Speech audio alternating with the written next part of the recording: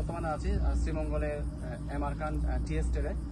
তো এখন যেহেতু বর্ষার অর্থাৎ বৈশাখ মাস এবং এই সময়ে একটু গুড়ি গুড়ি বৃষ্টি হয়, তো এই বৃষ্টিতে মোটামুটি শ্রীমঙ্গল চা বাগানের পাতাগুলো গুড়িগুলো অনেক সজীব হয়ে উঠেছে এবং সবুজের সমারোহ মনে হচ্ছে এক ফালি গালিচা, সবুজের গালিচা এখানে রয়েছে। তো এমআর খান টি এস্টেটের মতো আরো অনেক সুন্দর সুন্দর এখানে চা বাগান রয়েছে এবং খুব প্রকৃতির কাছাকাছি আসা যায় এই চা বাগানে আসলে। তো আপনারা যেখান থেকে আসুন, বাংলাদেশের যে প্রান্ত থেকে আসুন, শ্রীমঙ্গলে আসলে সব চা বাগানে আসবেন এবং প্রকৃতির অপরূপ সৌন্দর্যে মুগ্ধ হয়ে প্রকৃতির কাছে নিজেকে সমর্পণ করবেন।